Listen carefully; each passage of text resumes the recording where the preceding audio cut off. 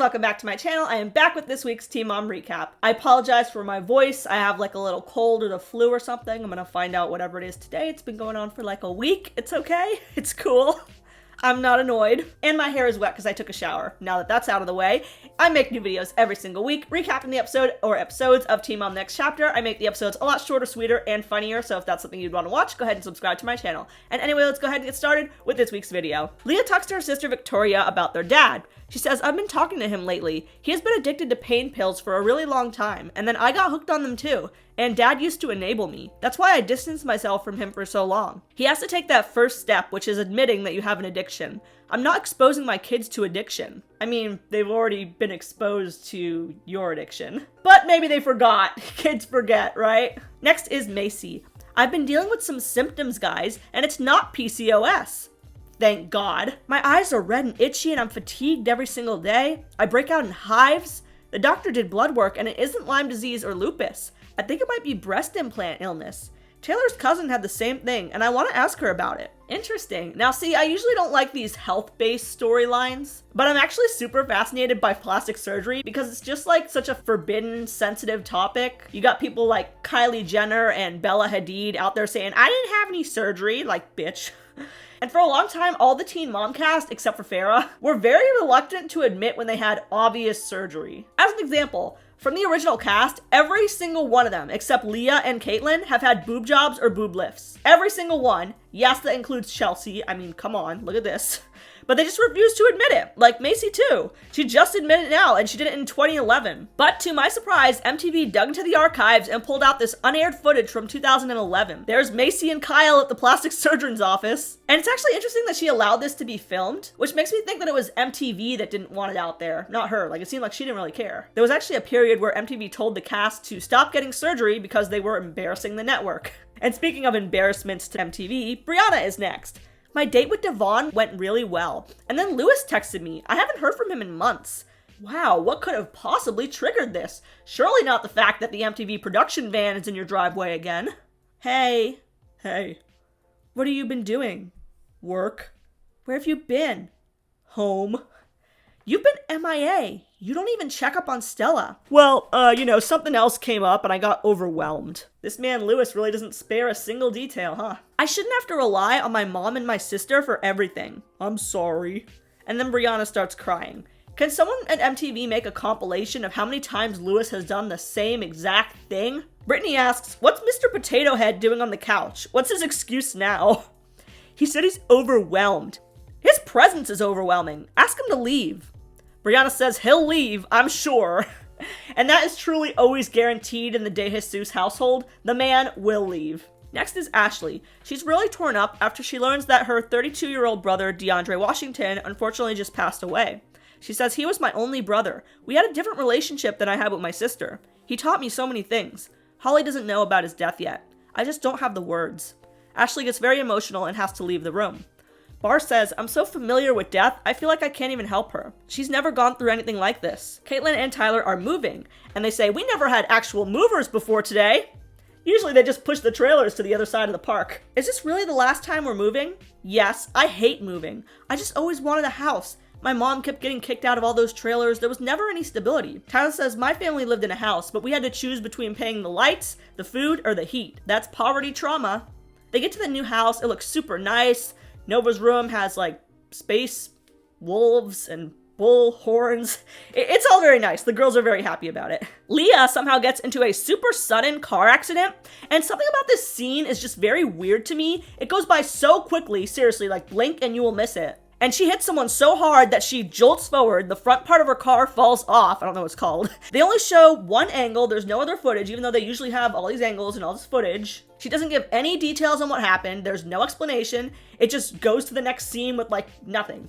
Very weird. I'm thinking like maybe it's for insurance purposes, like they didn't want to show that like Leah was at fault or something. It was just very poorly edited and very weird. Macy is considering removing her implants. It's actually been like 12 years since her first boob job, so she should have already changed them out. You're supposed to change them out every 10 years. Anyway, don't ask how I know that. I don't have a boob job. She says, one thing that sticks out in my mind is the intimidating recovery time. I think what actually sticks out to her is that her boobs will no longer stick out. And it is important, like it can be hard to deal with having to remove something that gives you confidence. Especially since there's probably like loose skin and stretch marks after so many years of having implants. She FaceTimes Taylor's cousin. The cousin says, I couldn't function with my implants. I was horrible. After I explanted, I was better in days. I know 6 people with explanted boob jobs, and every one of them had improvement in their symptoms. How do you know 6 people who had boob jobs and removed them? Like, what circles do you run in? Porn stars? OnlyFans girls? But I will say, it did take a while to get used to buying bathing suits and bras again. Back to the kids section. Breast implant illness is just like PCOS. It's not recognized by doctors. Back to Brianna. Stella, why are you putting makeup on your dad? 'Cause he ugly, mommy. I can't believe you let this dude smash. Lewis eventually leaves and Brianna's friend comes over. Her friend says Lewis is the same thing every time. There's no change. Brianna asks her, what do you think of Devon? I would just say tread lightly. Well, he did make the therapist appointment that I asked him to do. He went to rehab in Texas, so we called his therapist out there in Texas, and he wants us to go to a session together in person. What, you can't go to a therapist here? Well, he's comfortable with the guy in Texas. So you're gonna fly to Texas for therapy? I feel like these guys are only co-parenting with you when they want to date. Yeah, why do you need to fly out to see the therapist? Do these people not know what telehealth is? Zoom came out in 2011. FaceTime came out in 2010, but I guess Brianna hasn't banged Devon since 2011, so they truly just want to live in the past in every way possible. Leah's friend asks her about the car accident, and Leah again gives like suspiciously no detail. The friend's like, how did it happen? Was the girl okay? And Leah's just like, yeah, it happened really fast. She's okay. And seriously, that's all we get. What is this storyline? It's so weird. Leah hears from Victoria that their dad had a stroke, so she calls to ask him if he's okay. Hey, I heard you had a stroke. No, it was a pinched nerve. And I was in a car wreck today. I lost control and my license is suspended. Leah says, oh wow, I was in an accident yesterday too, but my license was valid though. And I've never been in an accident before today. He says, I have. She says, yeah, many, I know. Are you clean? Well, I take my pain meds still. All right. I want to see y'all. I'll take off in a rental car if it means seeing y'all. Yeah, okay, take care of yourself, Dad. How'd the convo with your dad go? Does he want you to fix his problems for him?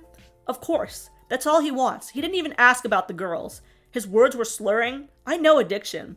I don't mean to sound bitter, but I've tried so many times. To respect me, there has to be boundaries in place. I tried to get him in rehab and he denied it. I've seen my dad OD on the floor with puke all over him. I will not expose my girls to that.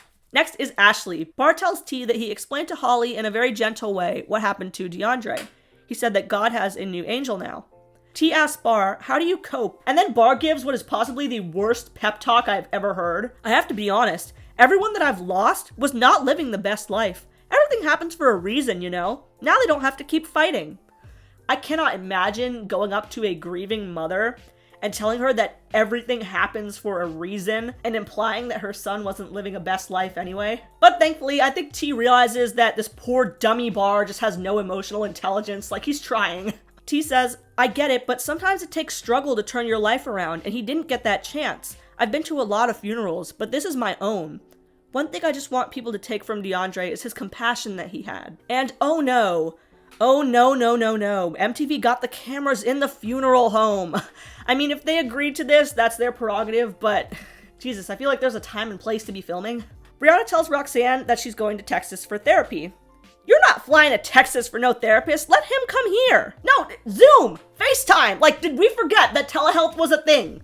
When I try to make a doctor's appointment, they're always trying to force this telehealth on me, but it's like these people can't figure it out. I don't care if you're going to see the Pope. This is not a good idea. You're leading Devon on. I'm not leading him on. Yeah, Mom, I actually want to let him hit it. That's not leading him on. Do you feel open with Devon?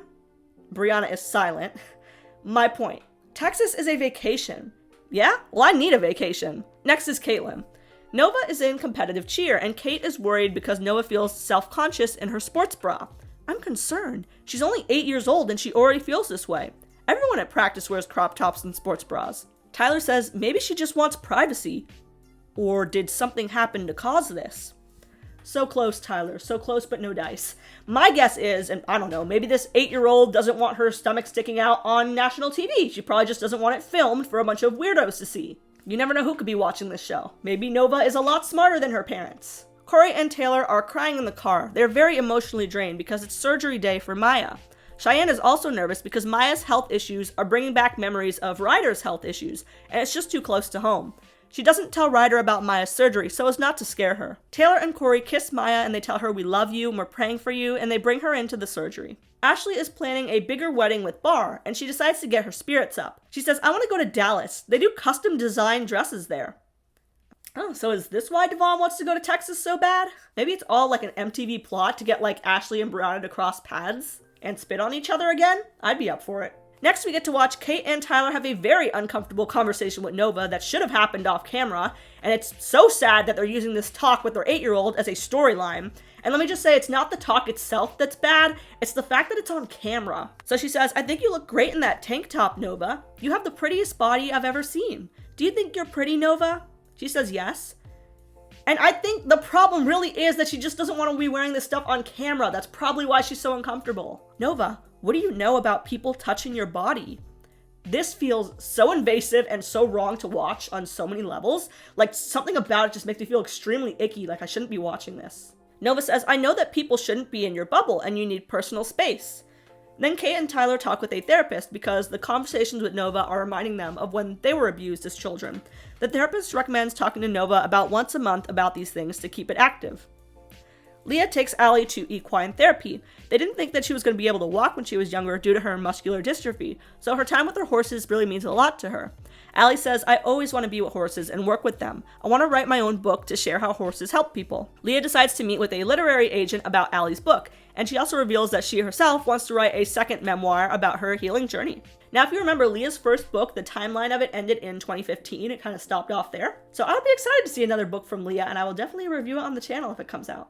And this next scene, MTV just truly has no boundaries. Earlier they were filming a funeral home, and now we're in the OR filming a month-old baby's heart surgery. Thankfully, Maya's surgery is successful. However, after a few days, she starts to have complications due to fluid buildup in her lungs. Ryder is also having a high fever, but Cheyenne doesn't want to tell Corey. Corey says that if Ryder also has to go to the hospital, it will destroy his mental health, that both of his kids are sick. She decides to make Corey and Taylor a home-cooked meal to try to make them feel better. 9 days later, Corey and Taylor are still in the hospital. Maya is sedated as they try to work out the complications with her lungs. They decide that it's not appropriate to tell Ryder the full details, but they do say a prayer together. And Ryder says, please don't let Maya need any more surgeries. Very sad. Then Ashley heads to Dallas. She says this is the first wedding trip of many. A bitch's extra. She tries on dresses, she shows her mom, she has a great time. She says it's therapeutic for me to go out with my friends, but then I remember that some people on my guest list passed away, and I go into a downward spiral. A few weeks after the one dinner with Bentley, Jen asks Ryan how the relationship is. How's you and Bentley? Oh, I haven't gotten a chance to eat with him again. You know, he wrestles, I work overtime, you know. He's talking about Bentley like he's a professional wrestler that he doesn't have time to hang out with, like a friend. He's your son, doing high school wrestling. Jen says, I see that things are slowing down now. You can't leave it to Macy to set these things up. You have to take initiative. Later, Taylor says that he's trying not to be so negative about Ryan because he wants to make it easier on Bentley. But unfortunately, Taylor's negativity is about to be validated real soon. And that is all for this episode of Teen Mom The Next Chapter. What do you think of Caitlyn and Tyler having these conversations with Nova on camera? Do you feel that it's appropriate? And what do you think about Macy being more open about her surgery? Personally, I love it when they kind of open up about her surgery because I love hearing stories of plastic surgery for some reason. Make sure to leave a comment down below, and make sure to subscribe for more Teen Mom recaps every week.